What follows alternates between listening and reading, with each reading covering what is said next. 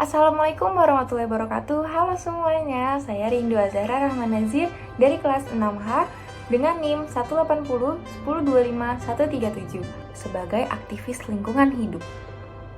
Pada video kali ini, saya akan membahas membangun kesadaran masyarakat dalam pelestarian lingkungan. Kenapa sih kita harus menjaga lingkungan kita? Apa saja yang harus kita lakukan? Yuk kita simak penjelasan pada video ini. Kerusakan lingkungan. Kerusakan lingkungan hidup di Indonesia semakin hari kian parah. Kondisi tersebut secara langsung telah mengancam kehidupan manusia.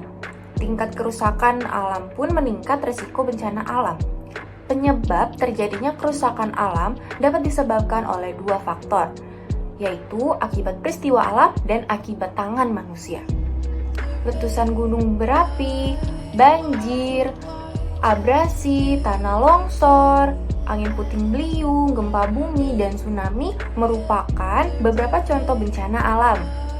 Bencana-bencana tersebut menjadi penyebab rusaknya lingkungan hidup akibat peristiwa alam.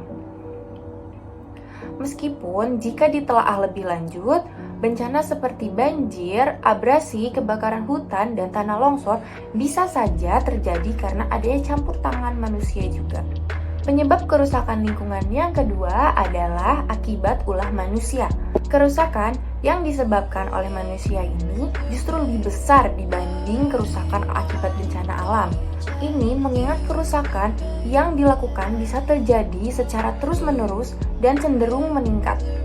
Kerusakan ini umumnya disebabkan oleh aktivitas manusia yang tidak ramah lingkungan seperti perusakan hutan dan alih fungsi hutan, pertambangan, pencemaran udara, pencemaran air, dan pencemaran tanah, serta lain sebagainya. Nah, kita akan membahas lebih dalam lagi kerusakan lingkungan yang disebabkan oleh manusia. Yang pertama ada pencemaran sungai. Setidaknya 64 dari 470 daerah aliran sungai mengalami kondisi yang kritis. Hal ini disebabkan oleh beberapa hal seperti limbah industri, limbah domestik, dan limbah pertanian. Yang kedua, kerusakan hutan. Masalah lainnya yang cukup besar di Indonesia adalah mengenai kerusakan hutan. Mulai dari penebangan liar, penggundulan hutan, hingga baru-baru ini terjadi yaitu pembakaran hutan menjadi penyebab dari kerusakan hutan yang ada. Tentu saja jika hal ini dibiarkan terus-menerus akan menyebabkan berkurangnya kawasan hutan di Indonesia yang berakibat pada ketidakstabilan ekosistem. Yang ketiga, ada banjir. Fenomena ini sudah sering terjadi di Indonesia. Bahkan di kota-kota besar sendiri pun sudah menjadi aktivitas rutin yang harus dihadapi ketika hujan. Bahkan tak hanya pada musim hujan, pada musim kemarau sekalipun, banjir bisa saja terjadi di beberapa wilayah. Hal ini dikarenakan perkembangan wilayah Indonesia yang menyebabkan sistem pembuangan air yang salah dan tidak adanya penjagaan pada daerah aliran sungai. Yang keempat, ada abrasi. Kegiatan-kegiatan seperti pengambilan pasir pantai serta perusakan hutan-hutan bakau menjadi penyebab abrasi yang nantinya berkaitan dengan kerusakan laut dan pantai.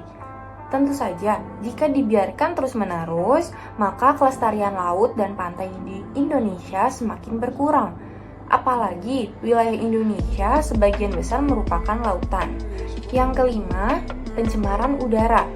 Seiring dengan perkembangan zaman, semakin banyak industri dan transportasi yang ada saat ini. Meskipun hal ini merupakan sebuah kemajuan, namun nyatanya memiliki dampak yang buruk bagi lingkungan karena menyebabkan terjadinya pencemaran udara. Hal ini berpengaruh pada faktor penghambat perubahan sosial budaya terhadap pasokan udara bersih yang semakin berkurang. Yang keenam, pencemaran tanah. Tak hanya air dan udara yang dapat tercemar, namun tanah juga bisa tercemar dengan bahan-bahan yang dapat merusak kualitas tanah. Permasalahan lingkungan hidup biasanya hal ini terjadi akibat pengambilan tambang yang berlebihan, pembuangan sampah-sampah yang sulit diurai, dan masih banyak lainnya.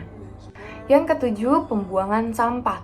Semakin tinggi tingkat pertumbuhan penduduk, membuat tingkat konsumsi meningkat, dan akhirnya membuat jumlah sampah semakin banyak.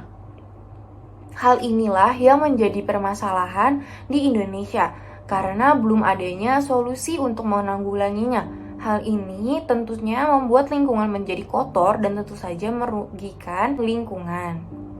Yang kedelapan, menurunnya keanekaragaman hayati.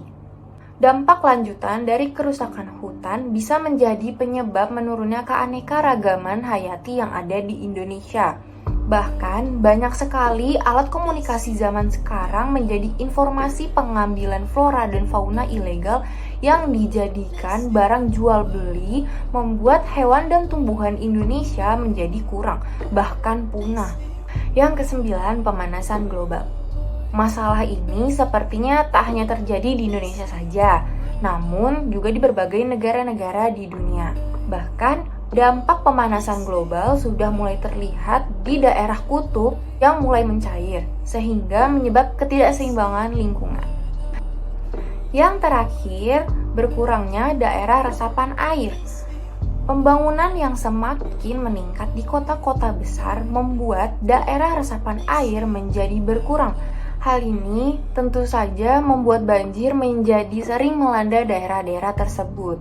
Kebanyakan dari permasalahan ini belum memiliki solusi untuk mengatasinya, sehingga menyebabkan kerusakan-kerusakan alam dan lingkungan terus saja terjadi. Nah, berikut ini beberapa upaya yang dapat kita lakukan dari permasalahan lingkungan hidup yang ada di Indonesia yang tepat untuk mengatasinya. Pada pencemaran air, pemerintah wajib untuk memberlakukan aturan bentuk penyimpangan sosial baik bagi industri atau masyarakat agar jangan sampai membuang limbah di sungai. Tentu saja masyarakat juga harus ikut berpartisipasi, yaitu dengan sadar mengenai pentingnya air sungai untuk kehidupan. Selain itu, pihak pemerintah juga perlu mengatur pembuangan yang baik agar limbah-limbah industri tak mengalir ke sungai-sungai setempat.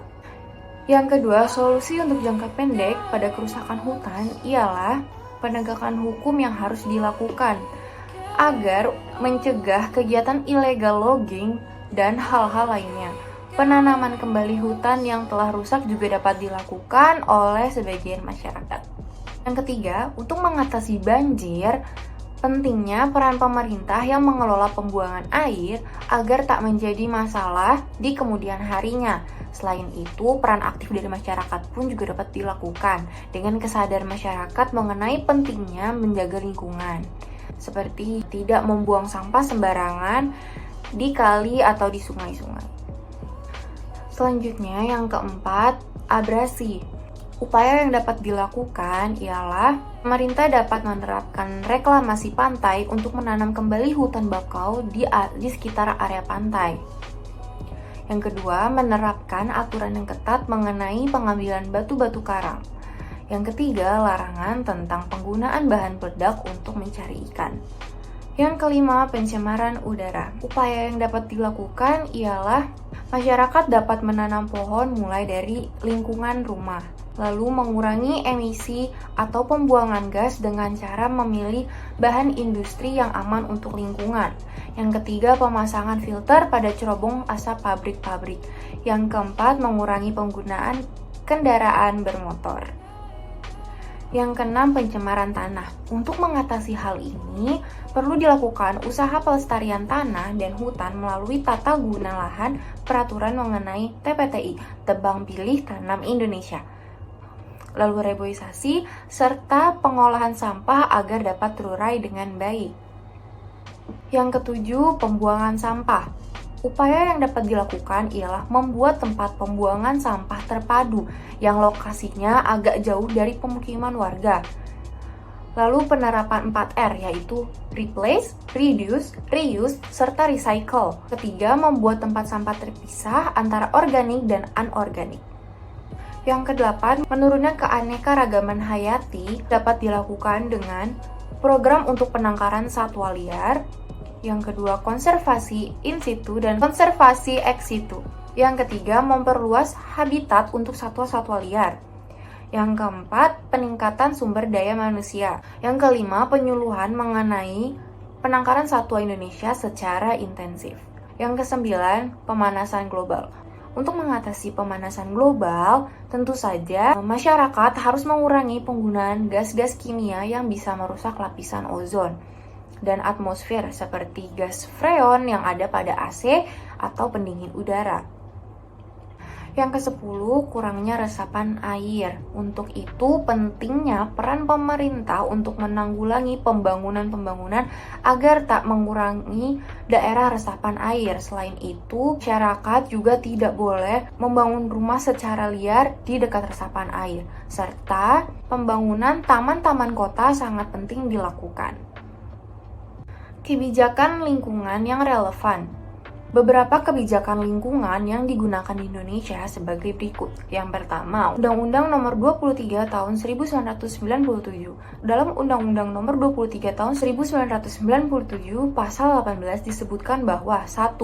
Setiap rencana usaha dan kegiatan yang menimbulkan dampak besar dan penting terhadap lingkungan hidup wajib memiliki analisis mengenai dampak lingkungan hidup untuk memperoleh izin melakukan usaha atau kegiatan. Yang kedua, izin melakukan usaha dan atau kegiatan yang dimaksud dalam ayat 1 diberikan oleh pejabat yang berwenang sesuai dengan peraturan perundangan yang berlaku. Yang ketiga, dalam izin sebagaimana yang dimaksud dalam ayat 1 dicantumkan persyaratan dan kewajiban untuk melakukan upaya pengendalian dalam dampak lingkungan hidup. Sekian penjelasan video ini mengenai pelestarian lingkungan. Semoga dengan adanya video ini dapat membangun kesadaran masyarakat dalam pelestarian lingkungan hidup agar lingkungan hidup kita dapat terjaga dan tetap asri. Jagalah keasrian bumi kita untuk para generasi masa mendatang. Save the environment starting from your own action, because saving the planet is saving ourselves. Sekian penjelasan dari saya, kurang lebihnya mohon maaf. Wassalamualaikum warahmatullahi wabarakatuh. Mari kita menjadi duta lingkungan hidup bersama-sama. Terima kasih.